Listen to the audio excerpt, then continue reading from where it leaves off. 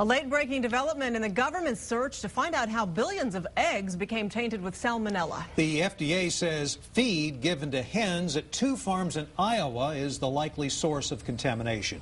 550 million eggs have been recalled so far. 1,300 Americans have come down with salmonella linked to those eggs. And now an Austin woman is the first Texan to file a lawsuit against those egg producers. KXAN's David Scott spoke today with that woman, her lawyer, and crunched the latest numbers on the salmonella outbreak. David. And this is no laughing matter, this ailment. It can be life-threatening. If you've ever had anything like salmonella, it is misery on earth. A debilitating, violent illness that lasts for days.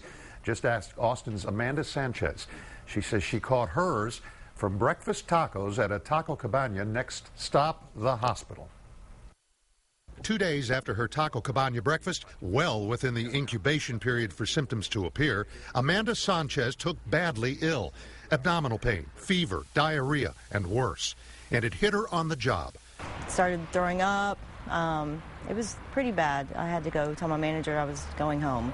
And driving home was even a challenge. I had to pull over a few times on the way home. Spiking a temperature of 103, her boyfriend rushed her to the hospital, where she got the bad news. The director of the hospital came in and said, definitely salmonella. So then they changed my course of antibiotics. She spent 4 days in the hospital at a cost of $24,000. Her lawyer, with similar clients across the country, recognized the symptoms. This salmonella outbreak is a little different than anyone we've seen before. And it's because the hens themselves are contaminated. The salmonella is actually in the ovaries of the hens. So what we have is a contaminated flock of chickens laying poison eggs. Now they're suing the Iowa egg producers and Taco Cabana, although they don't blame the restaurant. Is Texas the next hen-peck target? In Travis County so far this year, we're about tracking similar to the past 2 years, nothing unusual. But across Texas, since mid-May, 165 salmonella cases have appeared with the exact same strain as the tainted eggs, 4 times above average and highly suspicious. We haven't directly linked those illnesses to the egg recall, but I think it's reasonable to assume that some of the illnesses may be related to the egg recall.